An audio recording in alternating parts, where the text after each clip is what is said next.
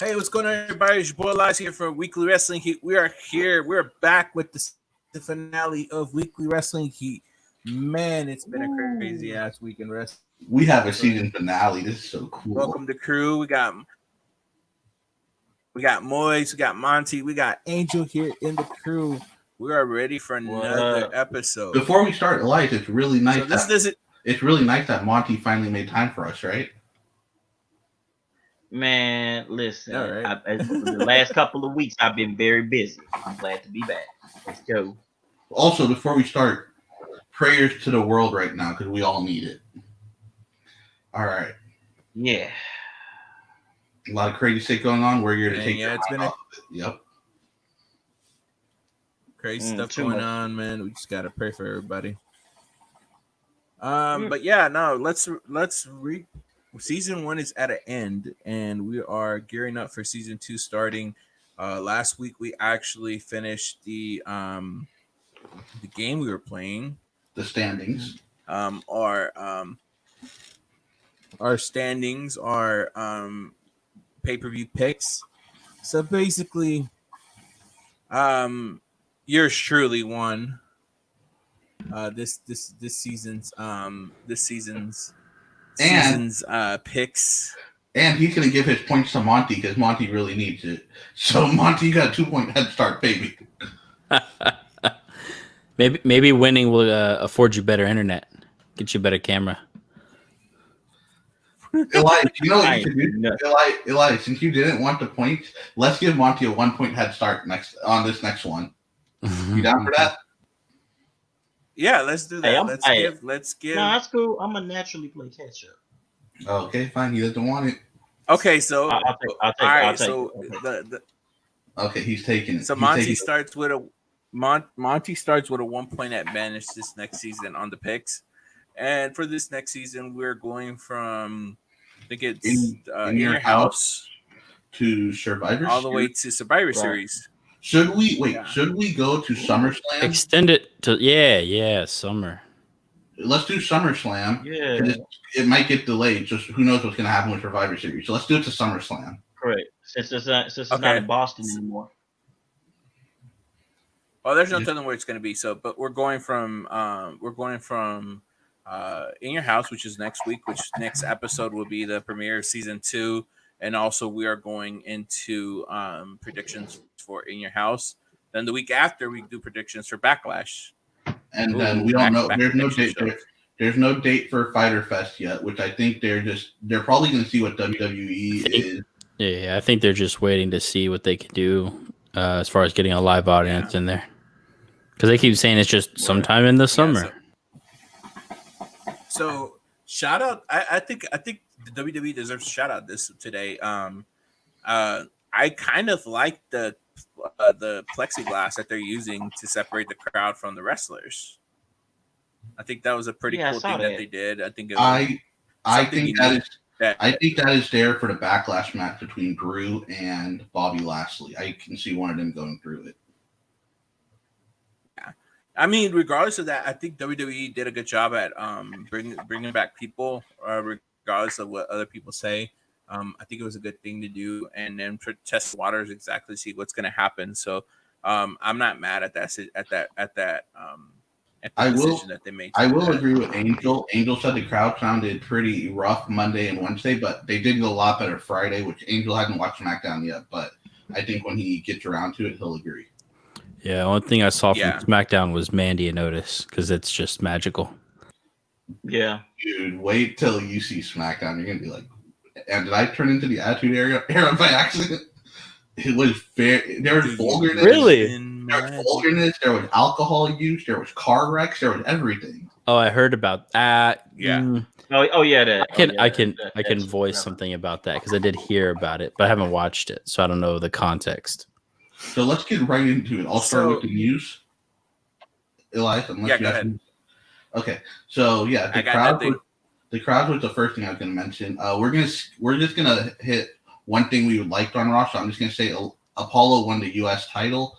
I think this is setting up Angel and Andrade for a tag team run.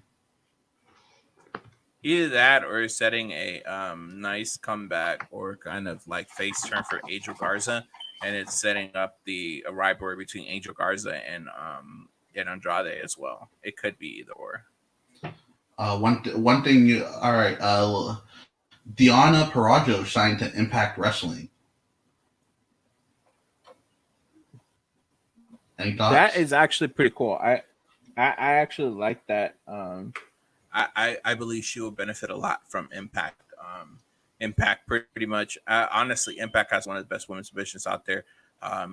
Impact is It's going pretty underrated right now. A lot of people are not watching it, and I feel like they need to jump in and watch this. Start watching Impact again. I think they'll like it.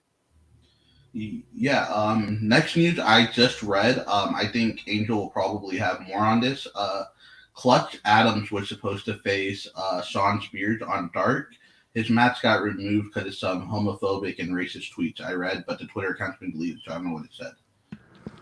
Yeah, just for the record, these are not my words, so don't say that. But basically, about 7 to 8 years ago, 9 years ago, he was tweeting about something, and he said Tony Romo is a homo, which everyone that hates the Cowboys said that at one point. A lot of people do say that. That doesn't make it right, but the one that got him in trouble was the next tweet after that. He basically did a lot of slurs directed towards an individual who was just commenting back to him, and he basically called him a lot of slurs. So you don't have to go into that. Yeah. So it was just Right.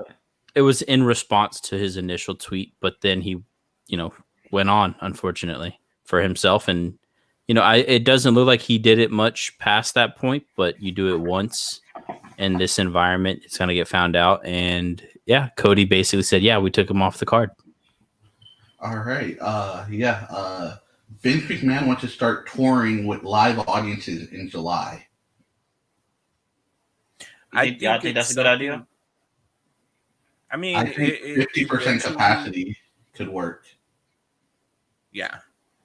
It doesn't have to be at 100%, but 50% would work. I think July is a good target date now that things started to open up slowly. Seeing stuff like that, I think it would be a good thing to do eventually within the next couple of months. Tomorrow is basically officially June. So it would be good to see how things are progressing from here to then. We should see pretty good things once July comes around. So Matt Riddle has wrestled his last NXT match, will be going to SmackDown, and Dominic Dijakovic is going to be called up after Backlash, currently working with Undertaker and Mark Henry and DX, Shawn Michaels and Triple H. Ooh. So he's working with the big boys. He's working with the big boys, so we'll see what happens. You think he's a Raw guy or a SmackDown guy, guys? I would love to see him on SmackDown. But I think Raw is a good place to put him at, honestly. I think it's one of those specific things where you want to. I think Paul Heyman will have a good build up for him. So I don't see anything wrong. So I will say, what's his face? Seth Rollins said he's not done recruiting. So maybe I wouldn't like him with They Seth. got momentized now. I don't think he's good enough on the mic right now to be on his own, though. You can get someone for him. He definitely feels like a Raw guy, though, because Riddle's the SmackDown choice. He's kind of that over-the-top character that SmackDown's looking for. Raw seems a little bit more gritty. Yeah, and he's got that. He's got that real life experience that Fox wanted. So yep. And last bit of news: my birthday was on Thursday, and none of these guys wished me except for Elias. Thank you, Elias. That's not true. Wait a I minute, like hold one up. of your I posts did on wish you happy TikTok. birthday. Yeah, look on your Facebook. Oh shit! Okay, everyone wished me. All right. I'm about to say. All right, so Montgomery was an hour early, so that's probably why I didn't see it. Like it was on 11 p.m. So he was an hour early. So he was the first one technically.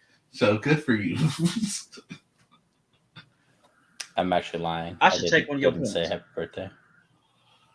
Yeah. Well, this is Angel saying happy birthday. I'm sure he sent me something nice in the mail. Yep. It's on the way. It's on the way. So, all let's right. So let's quickly go. Oh, has- sorry. There could be some tickets to AEW. Let's quickly go into one thing we liked about Raw because we're not covering it. Elias, you start. Yeah. All right. So my favorite part of Raw was actually the triple threat between Charlotte Flair, Nia Jax, and Natty. That match itself was pretty badass. I think it was one of the best matches I've seen the women do on Raw in a while. Um, the way they took out Nia and Nia came back and won. It was just it was a perfect build up for Nia to show her be the stop force. I think they veered away from that a little, so I'm kind of glad they put that back on there, and they didn't put the spotlight on Charlotte, and Natty looked really good as well. So What's I going thought that on with was this one of the Natty highlights. storyline, Elias? I don't know exactly what's going on. Either she's going towards a heel turn or something in between those lines. I think the frustration, they're trying to bake it to the frustration where she isn't winning anything, and just trying to build it up to see if either it's a heel turn or they're gonna probably put her against a match against Asuka, because I don't see Nia Jax winning a title against Asuka at Backlash. So, do you think TJ comes back and manages her because she got that phone call from TJ? Could be. Dirt sheets are reporting that they're going to try to make like a storyline between her and TJ having marital problems. So I don't know exactly where that's going to go. So we'll just have to see. Honestly, I'd rather see her get pushed in a positive way. She's one of the core women in the division that has actually like helped a lot of the women improve in the ring. So she deserves some kind of push eventually. And TJ did say he got cleared for Rumble, and WWE wanted him in the Rumble. He just wasn't comfortable with any spot they were giving him. So maybe he will be coming back as a manager, which I think if they turn her heel, I think he could be like just be that snobby like Napoleon complex husband. It could be good, you know? Yeah. No, I agree. I'm interested to see exactly where this is going to go. But all right, Moise, what's your favorite part of? My favorite part of Raw was I loved the mini golf. I thought the mini golf stuff was fun. First they did regular golf, and then they did mini golf, and then they were like, "Shit, we gotta get back to the arena. We got a show to record." I thought it was a lot of fun. That didn't make no sense whatsoever. Even in the main event, even though Bobby Lashley looked like a monster, I thought Montez Ford once again looked really good. He can definitely, once they get a live crowd, get that crowd behind that, get that sympathy searing from the crowd, you know, when you're getting beat down. So I think that's definitely a positive. Monty, and then we'll go to Angel. Okay, I'll go. I think one of the things I liked about Raw was the Nia Jax, the triple threat match. Basically, I like how I feel like Nia Jax bet. is improving. Stop. I feel like basically Nia's improving. I mean, her performance is getting a little bit better, if real. Plus, I like the fact that they took the spotlight off of Charlotte just a little bit. Now, I'm not sure what's going on with Natalia, but hey, it is what it is. I like the match. Keynote. I think we're gonna talk about this next week, but there's kind of some heat on Nia. According to reports, is that she kind of injured Kairi Sane at the tapings for the Raw for this next week. So be on the lookout next week to see that if we see that spot that happened. So I did see Brian Alvarez, of course. You know, of course, I love watching him. He did hold up, and he ended up.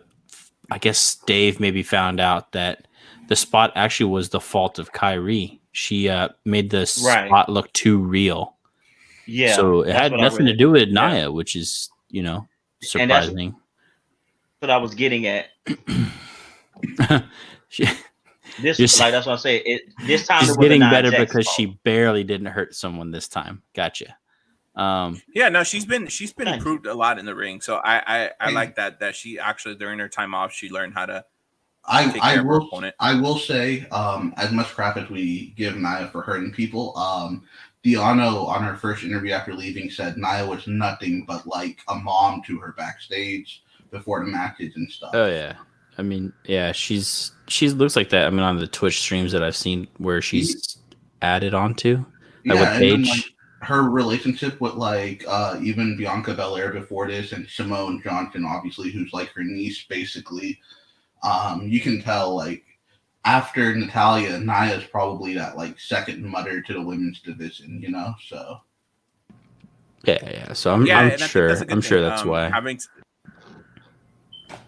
Yeah. All right, Angel. What's your favorite part of Raw? I'll go for something maybe a little different. I liked. Okay. I mean, I just love everything that Seth Rollins is doing. damn, I thought you were gonna say Lana. Okay. And of course, I love Lana. Love the fact that she's, so that was one spot I was into, but I was into Edge's promo. So Just good. something a little different. I like the fact that he's not playing into the fact that this is the greatest match ever kind of thing. It feels like he's legitimately talking about doubting himself. He's pulling real world stuff in, which, it seems like they're limited in how much they can bring in, but talking about the last ride and how he was a part of that. And pretty cool. Randy over at the same time saying Randy is this creator wrestler type of wrestler, you know? Oh yeah. So I mean, everything Edge has done since he came back is pretty cool. Yeah. Did you? I agree. I think. What'd you say? Go ahead. Well, I was just gonna ask. Hey, Kat. I was just gonna say the other thing was supposedly I read that Seth Rollins has a pretty much creative freedom right now. Him and Drew the stuff he's doing. Have creative freedom. Him, Drew, and MVP doesn't have to get his mind approved from what I've been hearing. So right, that's what I read. Can't hear you. We can't hear you. Oh, sorry, I pressed mute. No, I was just saying I hope that plays into future decisions on how the show should be ran. Yeah, and I think and one thing we did cover this a couple of weeks back was saying how WWE is adapting to this new style of recording and stuff like that. I hope that they continue this as it goes on, because I think it's a positive. I think WWE program has become a little bit more watchable lately as compared to before when it was kind of like now it's starting to become more, and now that they put the crowd, even though it's the PC people, it feels normalized now, and you actually enjoy the matches more with the crowd there. It seems like, from what I watched this week, it seems like Rick Buggs, Casey Catanzaro, and the girl that Monty really likes, I'm blanking on her name right now, Kane Carter. It seems like those three are like really into it, at least on Raw and NXT. Like they're the only ones that were into it, and on SmackDown it seems like everyone else kind of got the vibe like follow these three. So yeah. So all right, let's get a bit of the coverage about NXT and AEW. What was your favorite part of NXT? Do we want to do an NXT recap, or we want to do favorite parts? Yeah, I thought we were gonna do or else I won't know what happened. Here, let me get the NXT recap up. All right, I'll get the AEW one up, or unless Angel already has it. So I don't have anything pulled up, but I pretty much remember it all. Okay. A little bit. Me too, for the most part. So I got the NXT results right here. Oh no, this is May 6th. That's awkward. NXT results. Okay, so we opened with the Cruiserweight title match, or the Cruiserweight tournament match between Casita, Drake Maverick, and Jake Atlas. Dude, this was a lot of fun, I thought. And even like the PC crowd getting behind Drake Maverick. I thought the chemistry between these three for how they worked, I thought was really great. And Kushida got Atlas in the armbar and got pinned while he had it on. I thought that was really cool too. Atlas got pinned. And Maverick won, walked out of the ring. Phantasma came out, shook his hand, and later we got Kushida backstage saying, "Win this title," and Drake Maverick says, "When I win this title, you're going to get the first title shot." You get to get shot. Which I think that's when they'll introduce Devlin back in, because NBA got the clear to get their foreign stars back in. I think WWE can get the clear to get their foreign stars back in soon. Right. I'm actually excited to see this. I'm actually excited to see Devlin come back and see how this cruiserweight champion versus champion goes. So, yeah. Did you watch this match, Angel? Okay. Cool. I So just after watched. I said I kind of skipped through the show, but I did watch the whole main finale. So after this, we got Gargano coming out. He was talking crap about Mia Yim and Keith Lee, and it went into Keith Lee. And then he was like, "I'm gonna have an open challenge starting next week. This week I'm facing Adrian Adonis, but it was really Adrian Alanis." And Gargano went to work, made him tap, and then we were shown the Keith Lee and Mia Yim promo making fun of Gargano and LeRae. That was funny. Which had a guest appearance from Tegan Knox, which was the best thing I've seen Tegan Knox ever do. I thought it was funny. Because you guys know I'm not a big Tegan Knox fan. So, yeah. Anything about this match or promo that you want, or afterwards video you want to go into, Elias? I thought it was a great parody video of everything, even the way that they did the little effects when they went into crazy mode. I thought it was a good deal by with that flashlight. Keith Lee's like, what the hell is happening? Yeah, wow. So good overall segment. Shout out to Stefan joining us here. Shout out to Stefan for joining us. Stefan, and then Tegan Knox being like, I got hungry, so I ate a piece of the pizza. And they're like, what? And then they opened the box. There was no there was like 2 pizzas left, and there was no pizza in there. She ran off with the second to last piece. Yeah, that was creative though. And then we had my favorite part of the night: Shotzi Blackheart losing to Raquel Gonzalez, even though Tegan Knox came out to help her. As you guys know, I hate Shotzi Blackheart's character right now. I think it's super lame. So it was very nice to see Gonzalez get the win.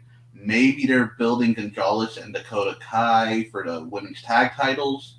But I do like the fact that Gonzalez won this match, and I do not like the fact that Shotzi got that promo last week because she lost right after it. Yeah, I agree. I thought the match went pretty well. I enjoyed somebody's mic is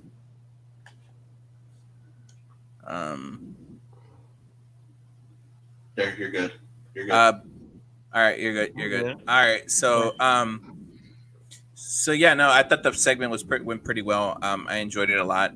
So I'm interested to see what happens next afterwards. I can see Vince wanting Gonzalez on the main roster really soon because of her look. I can see that. I can see that. Yeah. Then we had Rhea Ripley and Io Shirai versus Charlotte Flair and a mystery tag partner who turned out to be Chelsea Green.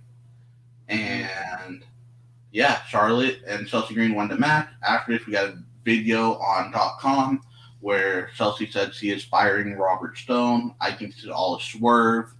I think Robert Stone and Chelsea are still going to be paired together.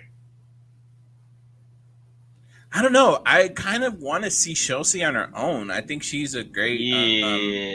I think she's a great character that can do great things on her we can develop. Honestly, Elias, if we can develop her a little bit more, shit, I wouldn't mind her moving to the main roster. Or if you can't move it to the main roster, at least put her in the title picture. Elias, is that you saying that because you know the real life of Ryder being married to Chelsea and how similar Robbie E's character is to Ryder? Because that's kind of like my guilty conscience, like eating away at me at times. I think that's one of the reasons why I really do. I have that sympathy thing going, but at the same time, I know what Chelsea's character can do, so that's where I see a lot of the potential coming in. And WWE has gotten the clear to rehire some of their fired talent. So Yeah. So I could see WWE rehiring Ryder and putting her with Chelsea because they got the clear to rehire the talents, like I said. Hey, Moise. Yeah. Didn't the writer get fired recently? Yeah, he was let go. Yeah, he was part of the. Yeah, he was part of the people that got let go. No. I'm talking about recently. First he got promoted, then he got fired. What's his name? Oh, I can't think of his name. This happened recently, actually. Who are you talking about? I don't know. Something about being unprofessional. No, that wasn't Ryder. Ryder was. No, that's somebody else. That's I know who you're talking about, but that's not it. That's not the person we're talking about. That was Leo. Leo got fired for being unprofessional, right? Gotcha. Yeah, I think it was. No, Leo got let go. Leo got let go with the rest of the people. I think he wasn't having that same thing, right. that same chemistry that he was. So yeah, but him and Mark Henry are going at it, aren't they? Like they're threatening to take one out of court or something. Right. Yeah, Leo Rush came out and was talking crap, and then all of a sudden they were basically like, "Hey, quit the crap." He was like, "We try to defend you. If you would have listened to everything we would tell you, you would have been good." But then it just went from there. Right. So, Angel, anything to add on what we've said so far? You've been pretty quiet. Nope, nothing to add. All right. I'm not gonna lie. I was looking at something from Rebby Sky that she tweeted about Matt. Okay. Rebby Sky, Rebby Hardy. Adam Cole and William Regal had this weird Zoom conference call thing. While I was skipping around, I was like, "What the hell is going on here? What happened?" Adam Cole basically said he'll only face Velveteen if Undisputed Era gets a title shot, like the tag title shot. It was all over the place, honestly. And Regal and him insulted some. I didn't think it was that great. I don't think Regal was on top of his game, which is very rare because I do like Regal. But it ended up with saying Dream will face Adam Cole in TakeOver. If he loses, he will not get another title match, but it's going to be at an undisclosed location. He can't get no more chances. Yeah. Yeah, basically. So kind of like that Gargano Tommaso Ciampa type deal. Mm-hmm. Yeah, kind of like that. Yeah. Is this better, Elias? Do you hear it now? Velveteen Dream. Yeah, there you go. Okay. I think it was my mic. I switched to another mic. Yeah. But yeah, no, that segment you did see Regal a little off, so it's like kind of weird. Do you hear the noise now? No, all right, let's continue. We're good now. I'm good. That's interesting though. So Velveteen can't challenge, huh? Well, if he loses. Yeah. If he loses. Do y'all think that in any way, shape, or form plays into what happened with Britt Baker on her podcast? Or, well, the AEW podcast? Oh, I have no idea what you're talking about. Talking about how Adam Cole might come to AEW? Well, yeah, how they kind of hinted. Well, she didn't hint at it. That's a terrible way to say it, but they were talking about it. And she obviously puts it in passing. These guys love each other. They're like a family. I'd love to be in the same company as him, knowing full well she's not going there. And his contract is up soon. I don't know. I think they Adam Cole's so much money for WWE right now in NXT. I don't think they'll let him go. And he's one of Triple H's and Sean's boys. That's the thing. Like, he's in that clique now, Yeah, but you got to wonder how many people has he seen be in that clique, go up top, and not stay there. Well, has he seen Randy Orton and Batista? Yeah. You name two. I bet he can name plenty of others. And there is something. I can keep going. Sheamus. There is something to be said about how easy that schedule is. The AEW schedule. There's a lot to be said about that, and spending so much time with your probably soon to be fiance, soon to be wife. Well, here's the thing about it. So I've heard talks about this, but AEW is actually talking about adding an extra show to. JR said they will be starting to do some house shows. There's plans to start doing a little bit of house shows.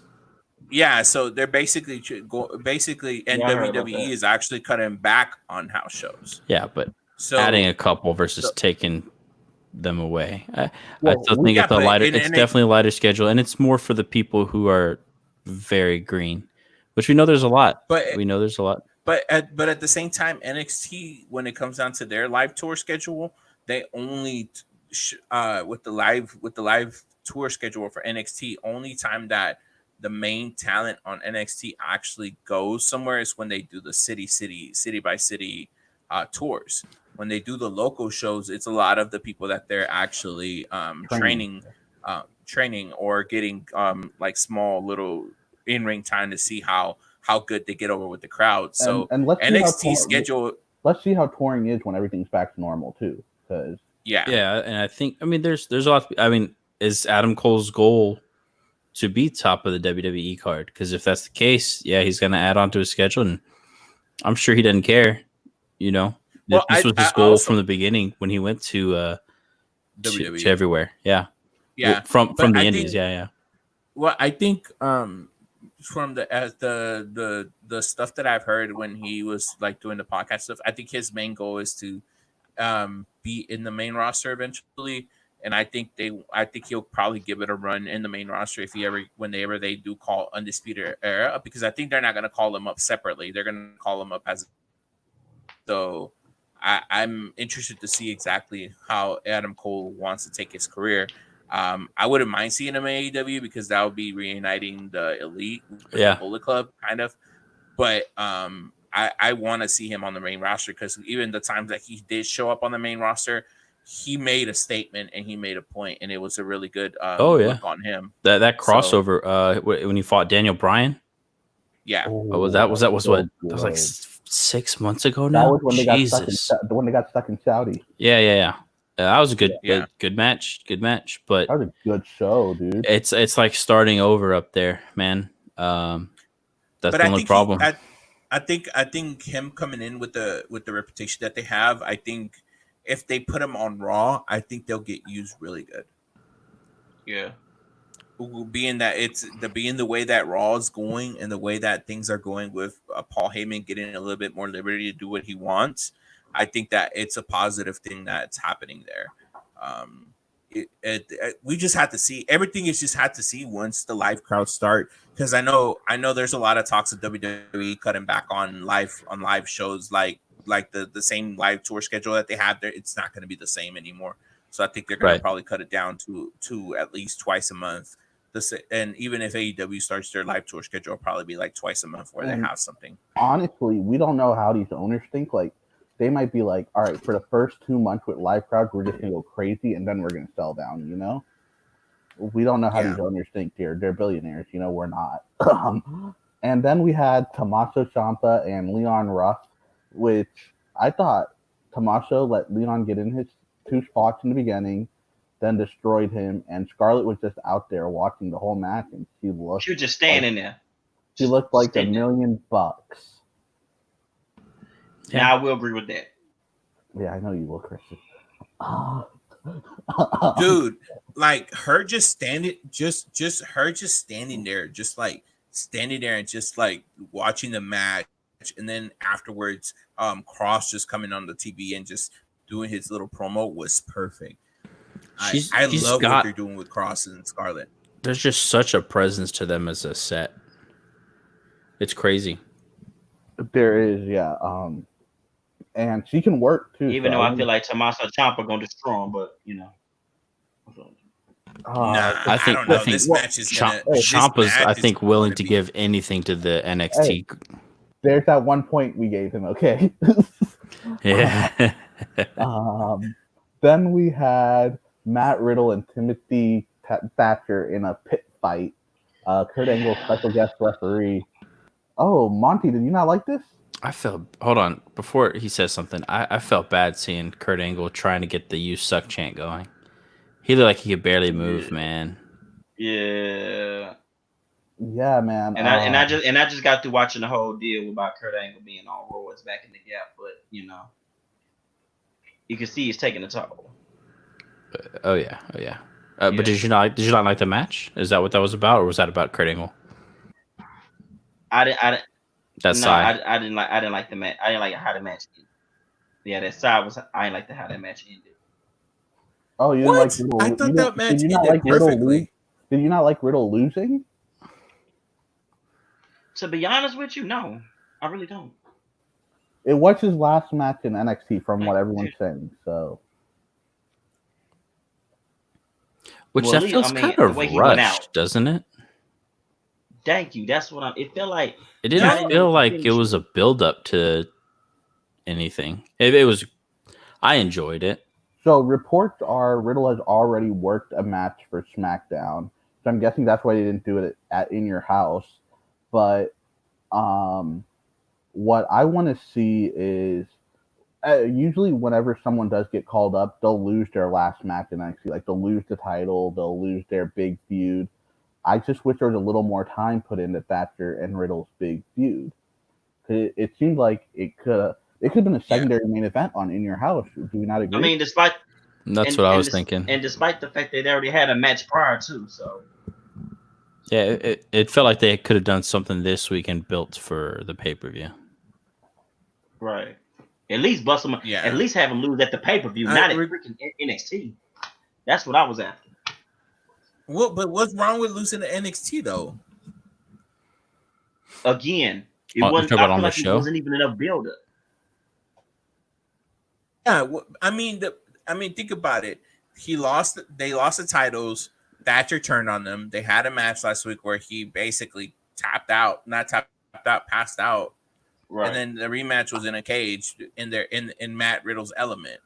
So the buildup wasn't longer than the standard NXT buildup, but the match delivered, in my opinion. It was fun. But y'all saw me. So y'all saw me reacting to it live, and I don't watch a lot of NXT, but it was pretty cool. A couple cool spots. I love the idea, the aesthetic of it. I'm hoping they bring it back because it's a cool look to it. Yeah, I love how there's two stories basically. Yeah, I felt like it was a little compressed. The ring. It might just be because Full Sail's smaller, right? I don't know. If maybe or like maybe just like the second level is just because of how there's like double cages and then the ring. Like I don't know. Maybe they could expand it a little bit outside. I don't know. I love the finish. Yeah, it was something about that cage. I was like, I love the finish of Riddle getting thrown into the beam and then getting choked out because it's like you're kind of like woozy and then get passed out, right? Yeah. I mean Thatcher, from what y'all tell me, big submission guy, but listen, this guy Matt Riddle's legit in that ring. If this was really that, like same thing with Shayna Baszler, like when they're giving her you can tell, unfortunately, she got her push. She was dominating in a cage, and with Matt Riddle, it felt like they didn't play that up, other than just saying it right at the intro. You know what I mean, Elias? I think that's maybe what Monty is getting at. Like, it didn't feel like there was any thought, almost, so to speak, into this. It was just more like, let's get through this. Yeah, let's just get this so we can move to the main roster. That's how I took it. Yeah. I mean, I do wish it was I wish it was that In Your House. But if they're doing the whole backyard setting, I don't know how like the aesthetics will be. We got to see In Your House first, and then we'll know, right? They're already doing one theatrical match with the Velveteen. Velveteen and Adam Cole, yeah. I'm so excited. I love these cinematic things that everyone's been doing. Yeah. Elias, so, AEW. NXT was a good show. We all agree, right? For the part I watched, yeah. Good show. Yeah. Both shows got an increase in rating. Thank you, Kurt Angle. Thank you, Mike Tyson. Bro, Mike Tyson made AEW blow up this week. Yeah. They were like, yeah, I had my feelings about that segment. They were way up, which that's what they're looking for. Good jump from both shows, like. Oh yeah. Yeah, good thing. All right, we get AEW starts off with a 6-man tag, the Young Bucks and Broken Matt Hardy against Private Party and Joey Janela. Not Broken Matt Hardy, old school Matt favorite Hardy. part of this. Yeah, old school Matt Hardy. No, Matt Hardy. I was not. Was it Hardy Boys Hardy or Matt Hardy version 1 or 2? It's old school Matt Hardy. This is like old school Matt Hardy. This is pre V1. This Matt is Hardy. Like Hardy Boys getting the call. Matt Hardy, yeah. Yeah, this would be like the NXT version of the Hardy Boys back in the day. This what OVW. So, this was a fun match, and people love working with Janela. So I know you hate it, but people love working with Janela from what we're reading. Yeah, because he just throws his body because he's stupid. Hey, people said the same thing about Dolph Ziggler when he first started selling. Yeah, but Dolph has the look. Yeah, it's got a look. I don't like the ponytails, but I don't like the pigtails. But no, he does, bro. You don't look anything like Randy Savage. Stop doing it. He's a bad boy. Yeah, he's terrible. You're right. He's very bad. No, it's like how It's like how Stephen. So no. 1 second. It's like how Stephen I could have a podcast about this. I think we'll have to do that one day. It's like how Stephen A. Smith called Aaron Rodgers a bad man. Joey Janela's a bad boy. No, he's not. He is. Anyway, let's talk about this. The cool thing, Private Party and Joey Janela. Do y'all know why they link up? I have no idea, but what the connection is? No, I knew there was a connection, but I didn't know what it was. So it's something they did with Joey Janela also and Sonny Kiss. They're from that same area of Jersey, New York. So there's a connection actually with all these guys, which is pretty cool. They all work like the Joey Janela backyard flings or whatever it's called, I'm guessing. Maybe. I don't know about that part of it. I just know they're from the same city. So we should go that's the connection. We should go back to Fight Network and order some Joey Janela backyard brawls and watch those together. Just give me your login, bro. I'm not supporting the guy. So Young Bucks, I did not see this coming. Let's be honest.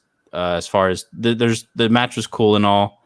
Matt Hardy did a freaking moonsault onto all 3 guys, which played into his character great because this is a different type of Matt Hardy than the other ones. How do y'all feel about the way that they've changed that presentation? I like it. Really quick, this is the last thing I'm going to say about this match because I know I've been talking a lot about this match. I love, I know what led to after this, you needed Matt Hardy to get away.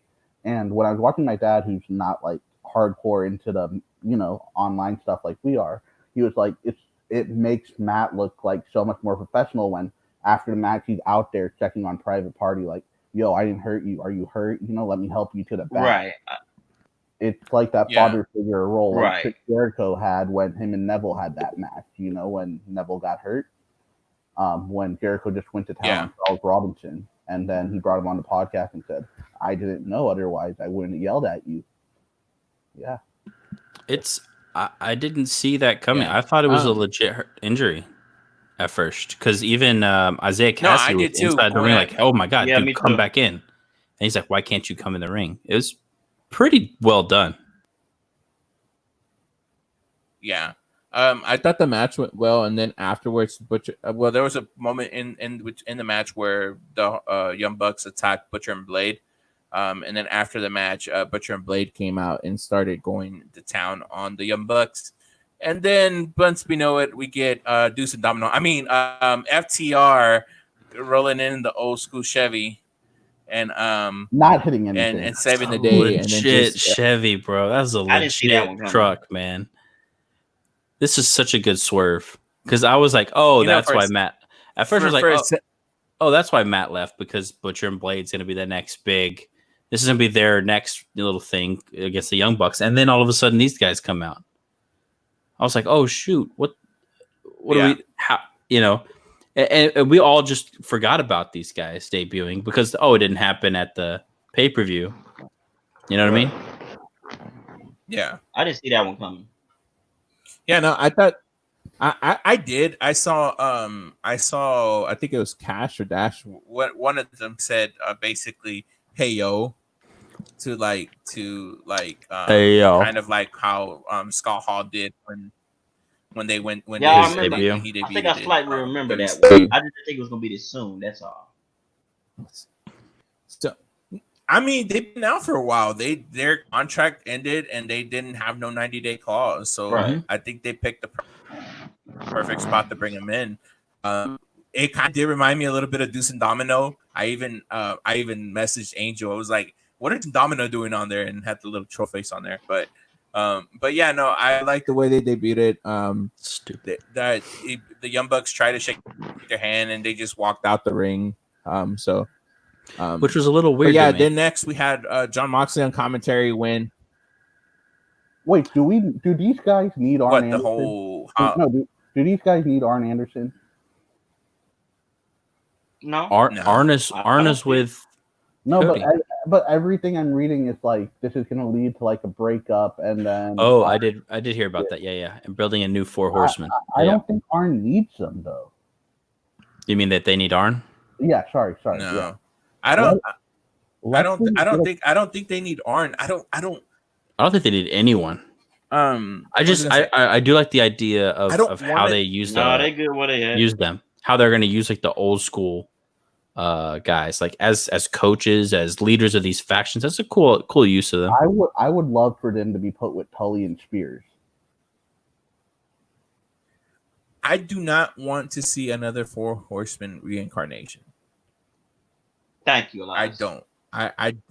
I don't. I as much as I love the Four Horsemen. It's because nothing's going to touch Evolution, which was the closest thing. Evolution was really, really good. It was like I feel like the Evolution was in the category they own, honestly. If you're gonna do a reincarnation, don't call it the Horsemen. Call it like Evolution did. Evolution went their own way and did their own thing. I highly doubt they're gonna do that. But I don't want to. No, but like, all right, we'll get into it once we get to that part. But there's already hints of the Four Horsemen in AEW. Yeah. So nonetheless, moving on to the next segment. Moxley came out on commentary, and it was Brian Cage's official Dynamite debut versus Lee Johnson. Oh man, freaking Brian Cage Johnson went to town on poor Lee Johnson.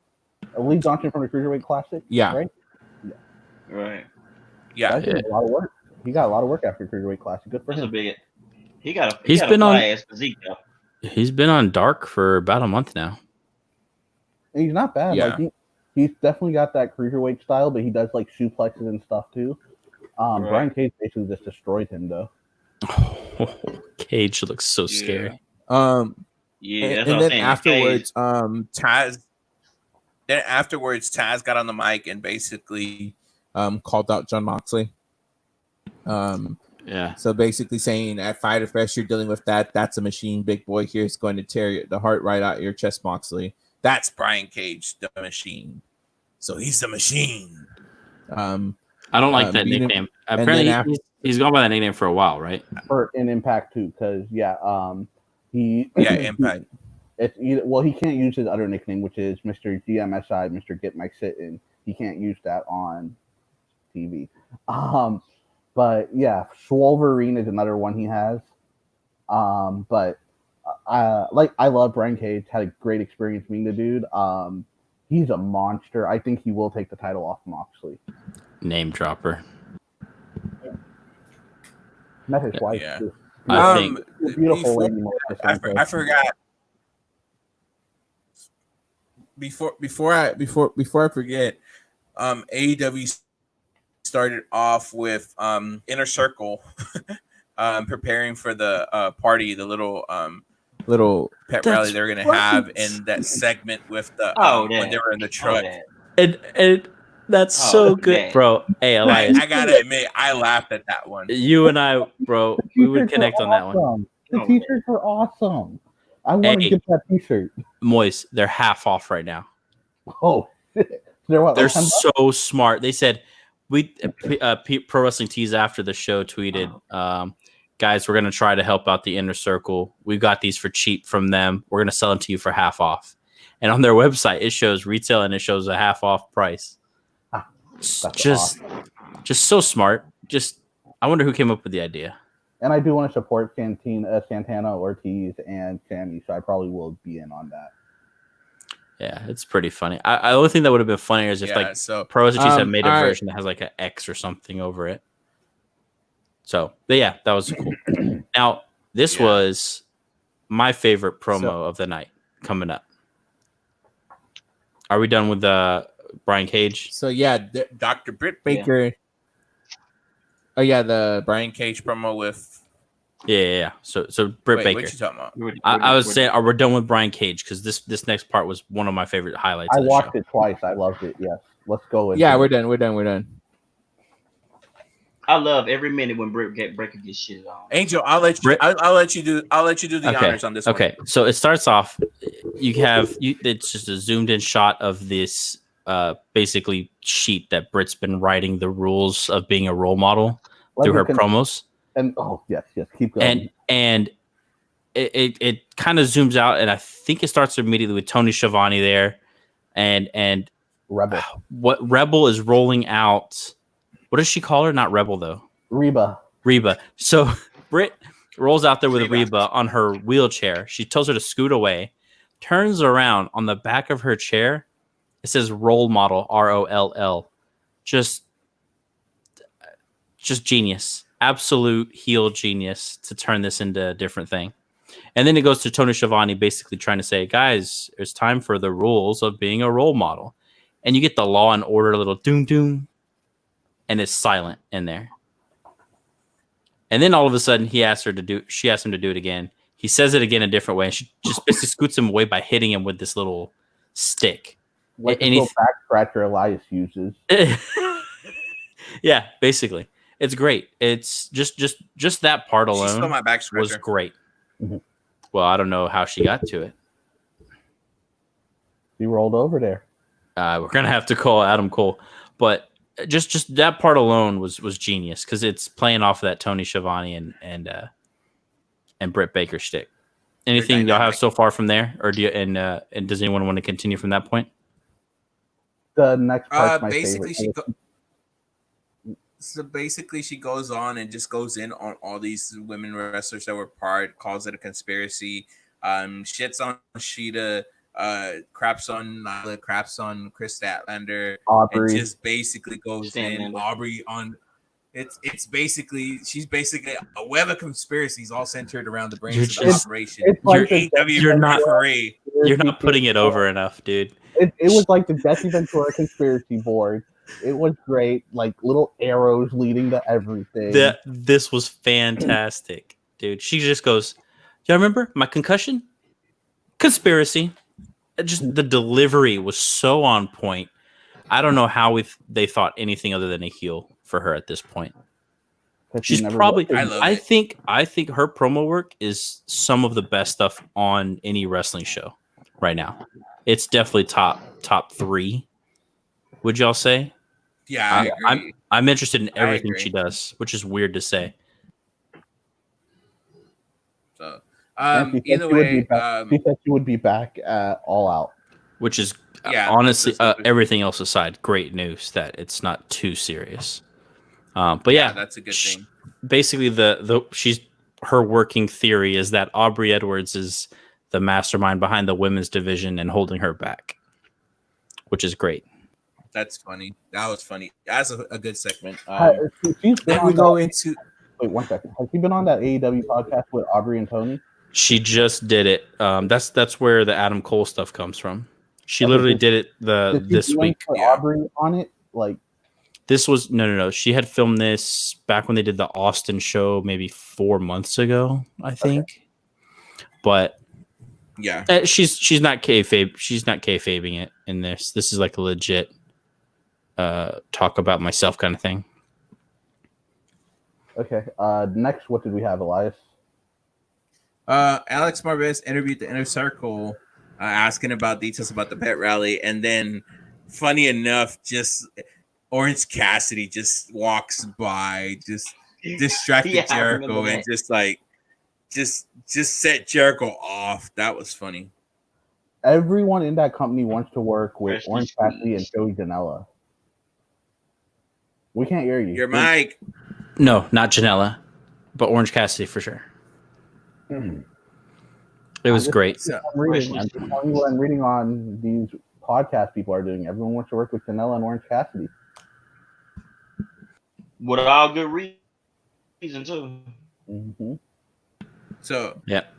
So all right. After that segment, it was my favorite match of the night: Hikaru Shida versus Christy James. Did you just like it because Christy James was in it? I plead the fifth. That's neither here nor there. Hey, she's a wonderful woman by all accounts. She's really good in the ring. And her size, like she looks believable as like a badass too. Like I'm hoping they step away from the Brazilian dancing stuff a little bit. Not a lot, just a little bit. That's just her thing, yeah. I know it's your gimmick, yeah. Just step back from a little bit because you're a badass. Just like I kind of want Chris Statlander to step away from the alien thing a little bit because you're both big badass women. Yeah. I mean, I felt this match. This was a letdown for me in a way, only because I want Sheeta to look stronger, given what she just came off of. Weak a little bit. And not every match can be a 4-star, 5-star match. You do need some stuff that's just a little bit different. You need some Brian Cage versus Lee Johnson. Yeah. You need some more stuff like that. And I get it. Christy James is a younger. You probably need something just to buffer it out. Yeah, she's a younger, greener talent that she could use the work, but do it after the show maybe or something. I don't know. AEW will definitely learn. Like they've only gone on TV for a little over a year. They'll learn like how they want to format everything, and it'll get better, I believe. Yeah. All right. Afterwards, I didn't like this segment a little bit. I was a little bit turned off by it. Cody Rhodes came out and got interviewed by Tony Schiavone. That's where the 4 Horsemen reference came up. And then it was just basically him talking about basically setting up the open challenge. How the open challenge. Yeah. I loved it. I connected with Cody on this. I connect with him every time he speaks, though. But I think everything he said had reasoning to it. And my favorite, there was some other cool stuff like that. I like that they're interweaving, like the QT Marshall stuff. If y'all caught that. No, what's going on with QT? How Allie was there with him and they were flirting. Oh yeah, and Brandy was like trying to get him to step away, right? Yeah, it's a storyline that started on Dark. Basically, Allie or the Bunny, I don't know what she is right now. She came to a match that they were having and distracted him by eating an apple and like blowing kisses at him, and he started like pretending he was a little bit more macho. I don't know where this. I'm assuming the story is going to where Butcher Blade are going to face Natural Nightmares at some point, or maybe she's just Allie again out of nowhere. Are you not an Allie fan, Angel, or are you not a Bunny fan? I've never seen her work before. Go the stuff back and look at her Impact matches. She's so good. Is she? I'll say some of the stuff at the very beginning of the company, I wasn't too big of a fan of, but it looked like they just weren't working well together at all. A lot of the women at that point. I know Elias has watched her on Impact a couple of times. Like Elias will agree with me. Like they haven't let her unleash her full potential yet. Yeah, they haven't. They need to let her unleash her full potential. Her work before she left the company was awesome. When she turned into the Demon Bunny. Oh, I love that. That was some of the best work. And she can work heel or face, so that's another good thing. Yeah. And when she was first putting out tweets, that's the only reason I like watched Dark was because she was putting out tweets she was like holding the apples and stuff, and she was tweeting to QT Marshall, and then everyone was like, "Oh, you better watch out! The Blade's gonna come after you, QT." And then I ended up finding out that she's actually married to him. Yeah. That's her real life husband. I didn't know that. So, it's kind of interesting how that worked out. That's how I found out everything, and that's how I watched Dark too. So that's where Chelsea Green came into. Braxton Sutter broke up with Allie for Chelsea Green and left Chelsea at the altar. Chelsea became the Demented Bride, and that's how everything started in Impact. Oh, in Impact. Oh, okay. I thought you were saying this was like some weird love triangle that's happening outside. No. This all started Impact like way It was back one in of the the best day. Impact storylines ever. Yeah. Yeah. It also it also stemmed from Maria Kanellis when Maria Kanellis was in Impact as well. So it all intertwined for that. That's a while back. That's like 4 or 5 years ago. Yeah. Oh, wow. Okay. Interesting Cool. enough, yeah. Well, I didn't want it to go on that long. Sorry, guys. It's something that happened on the show. I just wanted y'all to. Here's something that confused me about this X match. So it was Kip Sabian and Jimmy Havoc versus SCU. I know what you're gonna say already. The winners got the tag team championship match against Paige and Omega. What happened to the best friends being number 1 contenders? They still are. They were announcing during the match. They still are. For Fighter Fest, and then the other one next week. Yeah, for Fighter Fest. Yes. Yeah, I kind of like scratched my head on that one. I was like, the only reason I'm okay with this is I think best friends are gonna get a rub from the Inner Circle like really soon before Fighter Fest comes on. There's got to be something happening because of the Jericho part. And Cassidy getting or Orange Cassidy getting attacked and everything. Mm-hmm. Something's gonna happen, and it don't. The big thing that bugs me about this is they're not using the system that they've been saying is so important for this division. Yeah. And it's one of those things where I wonder how much of it is we got to work around the issues that are going on right now. I'm sure that plays a lot into it because the Dark Order guys are still ranked technically number 1, but they're not there. They're in freaking Canada because of all this. And I'm gonna be honest, I love Havoc and Sabian working together. It's weird how well it works together. Yeah. Yeah, and a lot of people aren't friends of the whole best friends gimmick because they want Trent to break out, but I like the team. Yeah, I would love to see eventually Trent do his own thing. And Scorpio with SCU. I'd love to see Scorpio break out from those guys. Elias, next match? After that, well, the match, SCU ended up winning the match. No. Havoc and Sabian won. Did they? Yes. Oh yeah, my bad. Havoc and Sabian won. And we had the MJF promo. Yeah. Then we had the MJF promo. This next 40 minutes of TV was my favorite thing all week. It's great stuff. I mean, even how much of the MJF promo do you think is legit with him maybe breaking away from, or Wardlow maybe breaking away? So this is so as like Justin LaBar says on Wrestling Inc., like he managed Wardlow. Wardlow was always he was a face, but like they had heel tendencies. So I definitely could see them breaking this group up and letting Wardlow be a face because they don't have a face big guy aside from Luchasaurus. I can see that.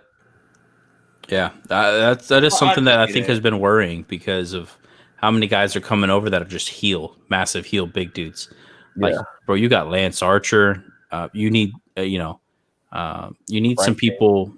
Brian Cage, all these guys coming around. You need someone someone that's face to at least have these guys fight against, or they're just dominating. Obviously, like Brody Lee, you know who they are. So it's crazy. But then the Battle Royal comes up. I really enjoyed it. I enjoyed it a lot too. And then even before this, MJF saying if it's gonna be me and Wardlow's gonna walk out of the ring, put himself out of the match, and Wardlow goes, but he no, he just yells at him, but nothing. Yeah, and then just I'm kidding, and I'm just kidding, big guy. This is funny. We're so cool together, and they walk away. Wardlow makes a little bit of a face, like he's annoyed. Elias, you know what this kind of reminds me of? Christian and Tomko. Nice comparison. Christian used when he had the whole creepy little bastard thing going on. He had Tomko and he would like bully him, and everyone's waiting for this Tomko turn, but Tomko just went off the rails in his personal life, so it never happened. But is this Impact? No, this was WWE. WWE back in the day. Yeah, when Christian was IC title, I believe. Right. Yeah, And Jericho, you called him a creepy little bastard. Yeah. I don't remember. Then It was a long time ago. Then we got the Battle Royal, and the last two were Billy Gunn. No, Orange Cassidy too. Billy Gunn and Orange Cassidy were the last two. And Austin Gunn, I think he's like the biggest fan of this company right now in the crowd. Everything just sets him off. Billy said he's like a younger version of him, which is scary to think about. And he laughs in the interview he did. And then you see it though. Every time he's on TV, he goes, "Woo, that's my dad." Yeah, and he's like excited for everything. No, like Elias, I know you listen to Bust It Open. Bubba called him out on this, and what's his face? The host loved it. The host loves it. David LaGreca? Yeah, LaGreca loves it, and Bully keeps calling him out on it. About his energy on the side? Yeah, he's like, yeah, it takes away from the match when you see a wrestler getting that much hype on the outside, like Big Swole at the pay-per-view. Like a lot of people's attention would turn to her. So. Well, I don't think it's in a bad way though. It just shows these guys actually give two damns about what's going on. But at the same time, like when you look at it from the match aspect, I think this is the what kills the wrestlers being has crowd, because if it's a normal fan, then you're easily able to ignore it. But when you have a wrestler has a fan, the focus shifts to the wrestler, and the wrestler gets a little bit of the attention as well. It's a catch-22 thing, and unfortunately in this situation. So wait, wasn't it MJF and Orange Cassidy as the last two? No, Jungle Boy. Jungle Boy. Yeah. So basically, with the ring though, I want to talk about that. So there's a lot of guys in this though: Santana, Ortiz, Luther, Sunny Kiss, Jurassic Express, basically all of them. Colt Cabana, like I said, Billy Gunn, a couple of other guys. It's a lot of fun. You have a lot of spots that you're just are going to happen with these kinds of stuff, like Luchasaurus. And then we missed Orange Cassidy getting beat down by Santana Ortiz walking down to the ring. Did that happen? Yeah. I forgot. The whole match, remember? And then he came in. I forgot about that one. I know he came in late. I just thought he was just being lazy. I didn't even remember. Yeah, no, he got clubbed by the little socks with the rocks or whatever they have in there. Oh, duh. Yeah. I thought that happened after the match. That's on me. That's my bad. I thought that happened after. Recap that part I didn't catch. Recap the final four. What happened from there on? So I mean, essentially we had MJF, Wardlow, and Jungle Boy and Orange Cassidy as the last four. You got basically what you would expect from the heels. I was expecting Wardlow to knock out MJF or something based on what happened earlier, but I like that it held off. And the reason these guys lose, because they're dominating basically the whole Battle Royal. MJF pulls out his ring to do a punch against, I think, Orange Cassidy, or whoever it was. And they actually duck out the way, and he hits Wardlow right in the face. Wipes him out, eliminates him, and then Jungle Boy comes in and eliminates MJF. Yeah, and so then now we're left with Orange Cassidy, Orange Cassidy, and Jungle Boy, who have a really good last minute and a half maybe. Yeah. And a very cool elimination spot where Jungle Boy does a big jumping Hurricane Rana. He goes over the ropes and pulls Orange Cassidy and then Jungle Boy just holds on the top rope just long enough to become the winner and the first challenger next week. Yeah, so all right, now we get to the main event, which was basically the pep rally for Le Champion and Inner Circle. Vicky Guerrero came out and presented the Inner Circle. So many spots. Everything was so fun. They come out, basically they start by giving each other gifts.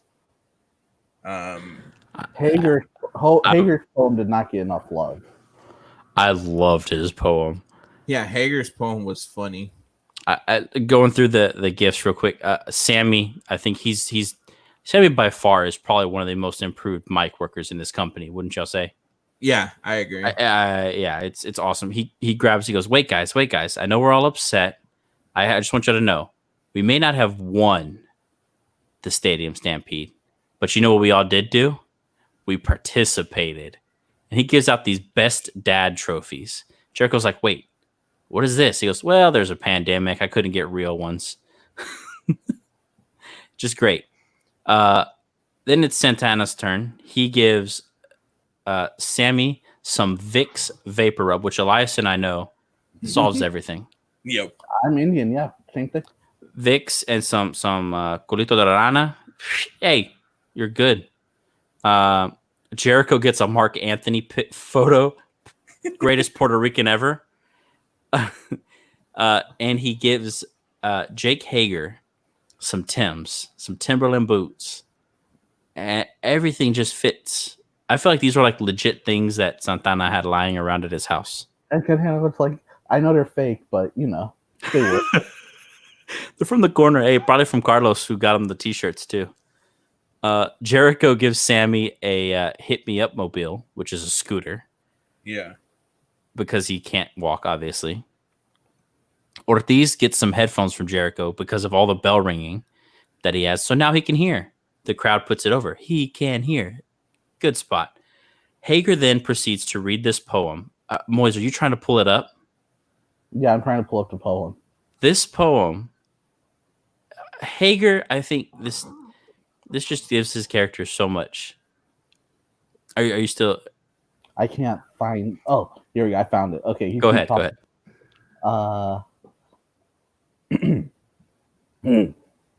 I have a particular set of skills. I will find them all, like an unstoppable rebel force. I know where they live, and I've seen where they sleep. I swear all you fans will cry when you see what I've done to them. And then Jericho and then we're like, whoa, big guy. Whoa. Easy. And then the best little spot, the end. Just very calmly. The beginning of the poem was really good too. Yeah. Y'all don't shortchange it. You know, everything's rhyming. Guys, y'all are my bestlies. And then he rhymed it with because he needed to rhyme it with some other stuff. This was really good to see from Hager because he had been a quiet guy. When he said, "I'm happy," I'm happy. Yeah. I'm happy. So afterwards, all that, Jericho basically says, "I want Mike Tyson's head on a platter," and then bust me know it. Mike Tyson comes down with his posse, which included Henry Cejudo, Victor Belfort, and Rashad Evans. These all look like dangerous dudes, except for the one guy who's freaking got a face paint on for some reason. He's one of the guys from Jersey Shore, according to reports. And and he was covering up one of the most badass dudes in all of MMA right now. One line we skipped. I will run over each elite member with my Tesla.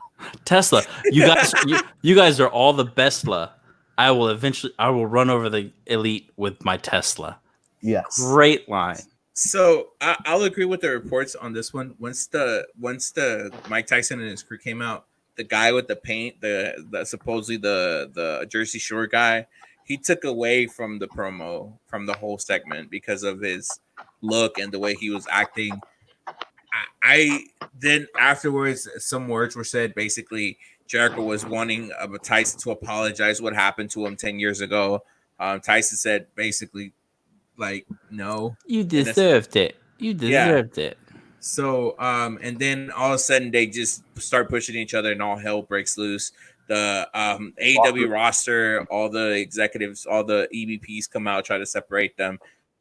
It basically that's what ended AEW Dynamite. Do you want to see this match? No, I don't think they're going to do a match. I don't know what they're going to do, but I don't want to see anything like this. Like, so you didn't like it? No. Interesting. No, it was funny, but as far as trying to get a match, so it goes. All right. So here's my feelings about it. As much shit as we gave people for bringing Tyson Fury and what's his name, Cain Velasquez to WWE. Floyd. But Cain, as we all, Floyd Mayweather for that matter. Cain Velasquez, as we all know, actually can wrestle. They just chose not to let him. Yeah, Well, even Tyson Fury, as much shit as people gave Tyson Fury for coming to WWE and wrestling and doing something, I believe that they need to let this storyline go. Like this should have just been that one time thing that they did with Tyson, where he ended up knocking somebody out, and that's it. Like, And who's to say they don't go that way? no, Elias, good point that Justin LeBar made on the after show, where he was like, Fox isn't going to show it because they're already in bed with WWE, and ESPN is trying to get in bed with WWE, so they're not going to show it. So who are you really appealing? How are you going to get that mainstream from this? There's a lot of sites that reported about it. yeah, but that's wrestling dirt sheet, wrestling sites. I saw CBS reporting on it. I've seen a lot. All those and fall under it's WWE news. There was a lot of talk about it, and the ratings show people cared enough to watch it. Yeah, but that's like basically like that if you're gonna depend on Tyson to bring your ratings up, then that really tells you that you need to reconsider what you're doing on some things. I mean, everyone's gonna have That part I agree try with. to bring someone in to get Right. something. I don't want to see nobody give WWE shit when they bring in another former UFC or boxing star into it, because there's a big difference between bringing someone in for some promo stuff and bringing someone in to beat up Braun Strowman, who is now your WWE champion. It's by the the way. same thing, because you're No. You're gonna if you're gonna go to the point where you're gonna have a match between Chris Jericho and Mike Tyson. They haven't done that. But that's where it's probably leading up to. They have not done that, so you can't say that. If it leads up to a match on this, I'll bring it back and remind you about this, because we'll see. All right. So, anyways, that's AEW in a nutshell. I thought it was a good segment. I didn't like it myself, but I thought it was a good segment. I can't take nothing away from it.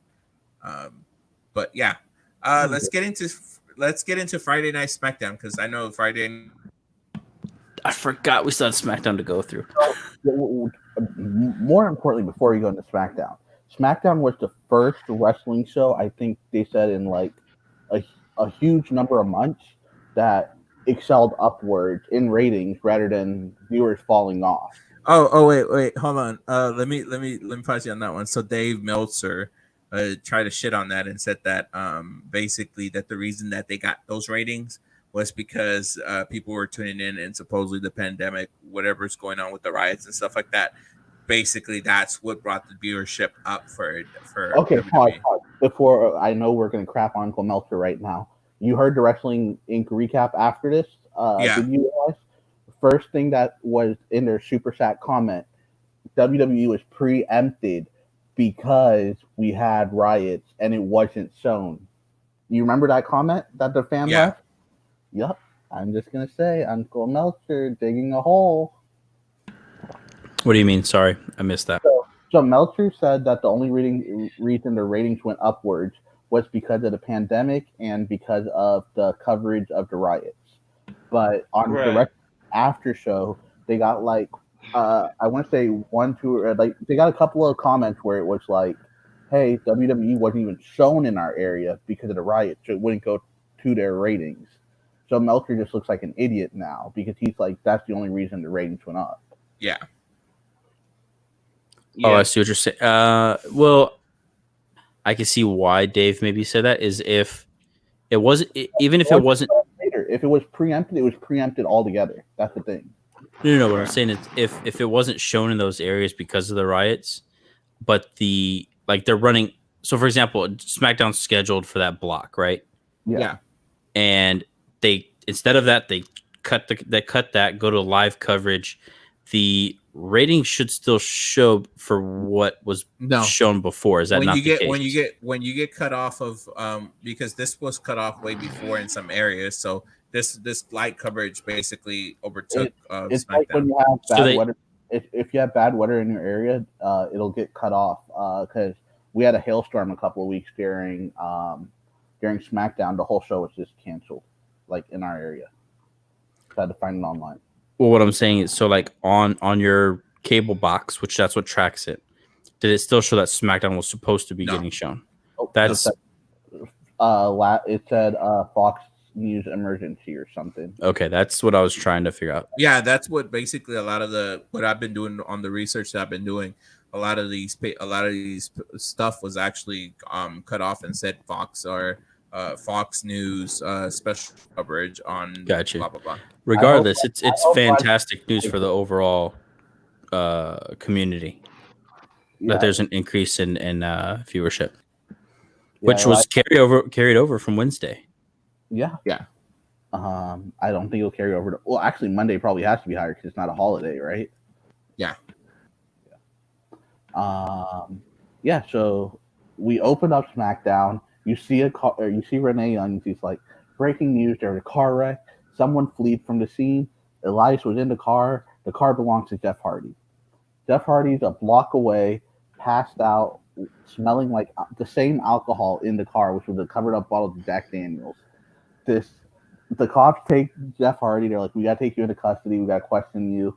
And yeah, then it goes to the backstage segment, and it's all these mid card wrestlers like, no, we should get Jeff Hardy's spot in the IC title match.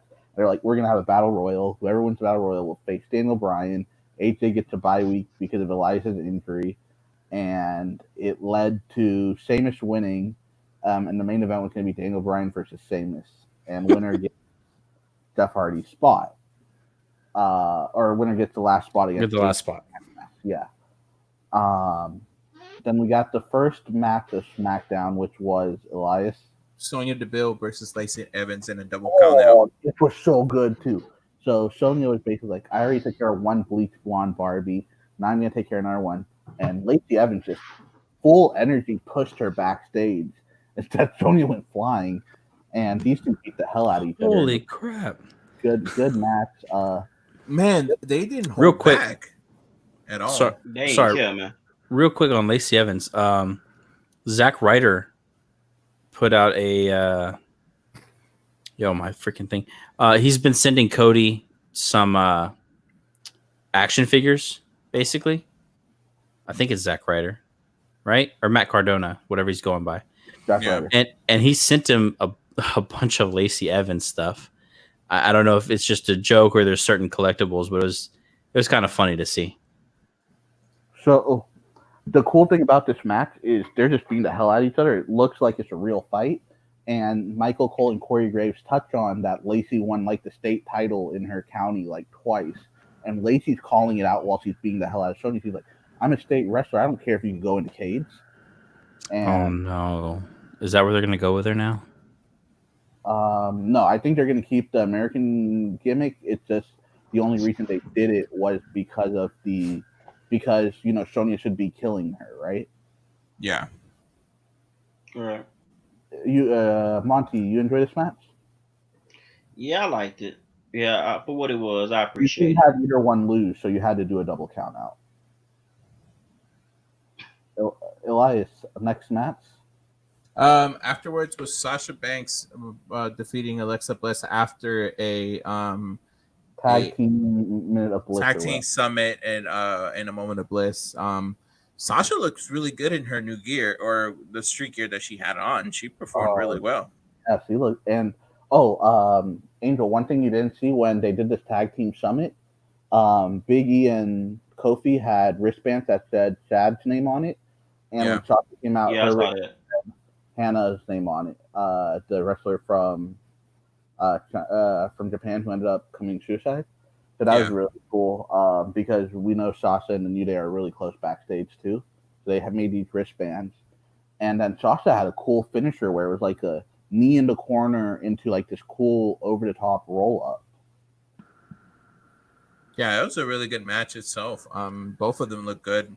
Alexa Bliss had that little combo that she put on Sasha that I thought was kind of nasty. Alexa and Sasha have great chemistry for not liking each other outside of the ring. But that's where some of the best chemistries come, though. Yeah. Legit heat between each other. Why? Yeah. Who stole who? It wasn't a steal. It was Alexa didn't like how Sasha got treated better than her in NXT. Yeah. Kind of resentment, but at the same time, kind of one of that that competitive spirit in a sense. They never liked each other from the get-go. That's too bad. either way, But afterwards, they both said they the worked next matches with one another, like so. afterwards, what I thought was a very good match: Shorty G defeating Cesaro. Which happened. Who is clearly the hacker, right? Shorty G. No, he's Gable again. He's not Shorty G anymore. They called him Gable, and Good God, it's just this because company. Gable eliminated Cesaro in the Battle Royal, but Cesaro ran back in and threw him out, and Gable's like, I can handle losing, but I can't handle losing like that. And he pushed Cesaro down. All these wrestlers just pushing one another down for some reason backstage. Floor is really slippery, I guess. And yeah, it was a good match, and Gable got the win. Yeah, and then afterwards we had the Royal. I think somewhere beforehand, we had the Battle Royale where Sheamus won. Yeah, I said that in the beginning. Yeah. It was a match, yeah. Then afterwards we had the main event, which was Daniel Bryan defeating Sheamus for the IC Where's the tournament. Mandy stuff? Oh yeah, we forgot about the Mandy stuff. It was right after this, actually. Oh, was it after the main event? Mandy No, and no, Otis, before the main event. Mandy and Before the Otis main event. are chilling poolside, and Mandy's just having these like fast time at Ridgemont High like flashbacks, like squirting lotion in the On air. Otis? Yeah. And intense makeout scene. It's really kind of awkward, I feel. Poor Tino Sabatelli getting released before all this. I thought they broke up. Oh, did they? I thought they were still a thing. I don't know. They broke up. She's think they with broke some up. other guy now. Yeah, she's with Otis. Don't kill Otis. Casey, babe. Yeah. Some other guy. Otis, duh. Yeah, and yeah, this intense makeout scene, and yeah, anything else you want to touch on from this? The lotion. The lotion squirting in the air. That's all I can say. This is just over the top. Elias, I feel like there's something you would enjoy. I did hear. I actually did enjoy it. Also, I did hear that they had fired the lead writer for SmackDown previous week. Big Dick Johnson got released earlier this week. Yes. Yeah, So that's this was all new. That explains why it was like it was. I think this was all new. New directions. Yeah, new directions, and according to the reports from that Big Dick Johnson he was being professional and had a situation he was being with unprofessional. But he's been let go a couple of times and brought back, right, Elias? He got brought back to this position because he said AEW sucks or something. But yeah, he went to Impact for a minute. Yeah, I think he did. He got released previously. But you gotta remember. But y'all gotta also remember he was doing more stuff other than just wrestling. He was also doing a couple of TV shows also. So he would be going back and forth every other time. So the problem is it was just like he'll be on WWE, then he get fired, and do something else, then he'll come back. So yeah, you know how Vince is. Yeah. My cat's trying to steal the spotlight. Sorry. So this main event happens. Daniel Bryan wins, and all of a sudden Jeff Hardy's back, and he just beats the hell out of Sheamus. And they're cheering for him, even though this guy clearly just broke out of jail. No, actually, he got. They didn't tell us that yet. His blood work. He passed blood work. Wait, what? He passed his blood work. They did blood work to see if he was drunk. 100%. This is Corbin's doing, I think. Is what it's Sheamus is doing. It's Sheamus. Yeah. I said, you know what I meant. But Corbin will be Riddle's first feud, I think. I think so too. Ooh. Oh, also, we didn't talk about it. Kurt Angle's promo to introduce Riddle was like, I've worked with some of the best wrestlers, and now you're going to see Matt Riddle. That was Kurt Angle's promo. Wow. Yeah. That's depressing. I think Riddle's wrestling work could be modern day Kurt Angle like. He's goofy, he makes people laugh, and he can wrestle. Bruh. And then who knows? Maybe Goldberg will show up. Oh, you got Monty on board. Monty's all for this Goldberg. Yeah, I thought about that. Any Goldberg work, he's down for. But so yeah, that was the show. Yeah, so that was it. I'm interested to see. I think the next week we'll see Daniel Bryan versus AJ Styles Backlash. They said, right? Backlash. Backlash. Which, Is oh it? my god, that match will be so much fun. Speaking of AJ, did y'all see his interview about how he Yeah. feels? Kind of sad to hear, honestly. Yeah, he's upset that his voice got released, right? Yeah. Yeah. He And felt responsible for them getting released, and I was about to say, yeah, he felt responsible for it, and he felt like he felt like he had to leave Raw because he was thinking about his boys too much while he was over there, which I yeah. don't know what the difference really is there other than the color when you come on the ring, or maybe the guys you're hanging out with The backstage. guys But you're hanging out with, because it's two different dynamics when each show. So you have having a different set of yeah, people like on your there. recording, yeah. Yeah. So, but it's kind of sad to hear that, in a way. Yeah. Yeah. And I want to see how they push this Sheamus storyline. I could see the hacker releasing a video of Sheamus beating up Jeff Hardy and throwing the alcohol on him afterwards. Mm-hmm. Yeah. Like after he arrived, and Yeah, trying to set him up. And then Mustafa Ali coming out and being like, "Yeah, I'm the face of truth. I was a good police officer, honest police officer. I could see Vince doing all this shit right now." So that is a dangerous thing right now, unfortunately, with everything going on. I don't think Vince cares. Like, that's the thing.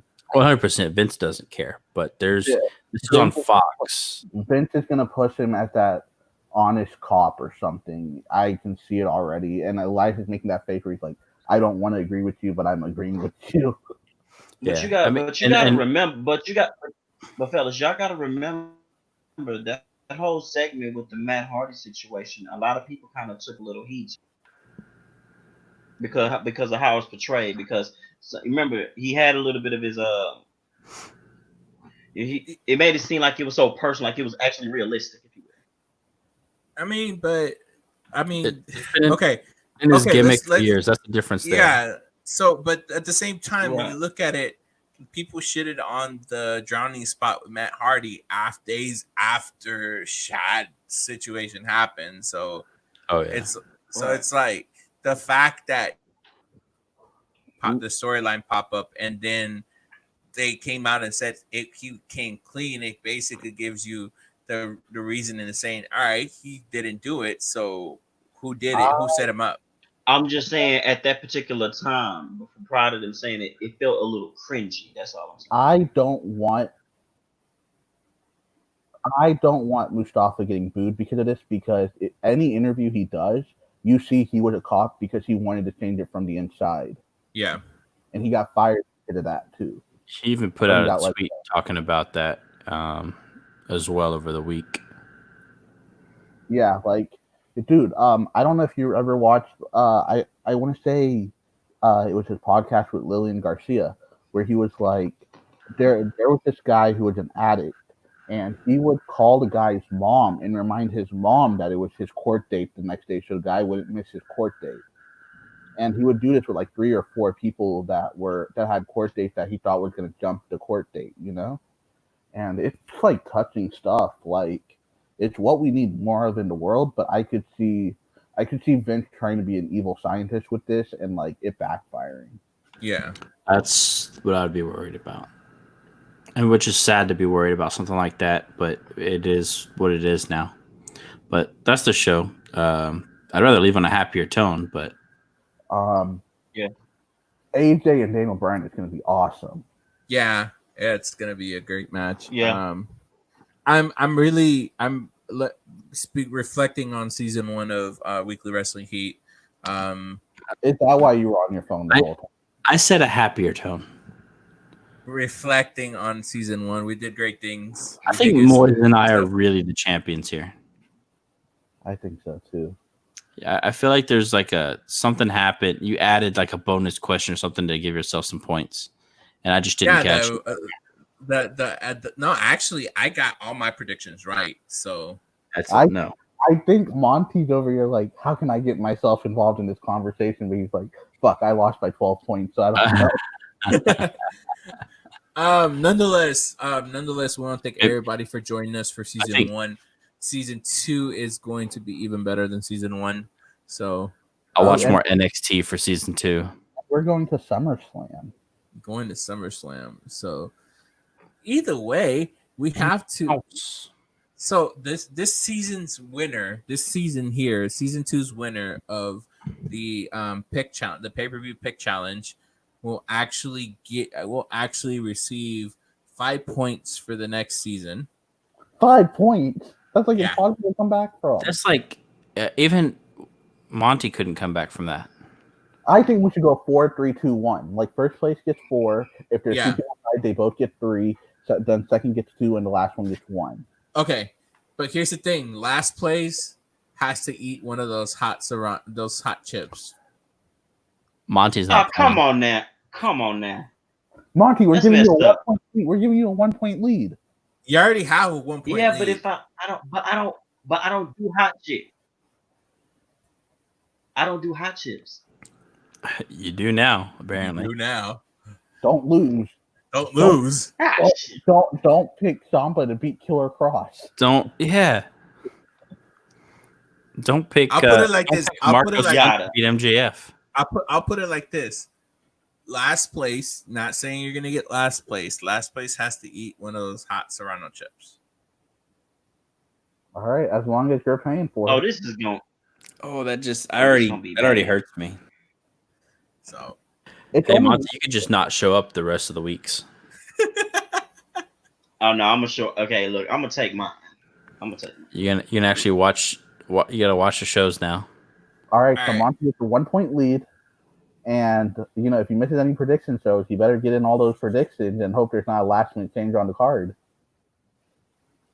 Yep, that happened last time. You missed like 2. You missed 2 questions. And here's the thing: I'm not going to be Mr. Nice Guy when I message Monty like, "Yo, get your picks in." I'm not doing that this season. I'm just gonna copy Moyes every week.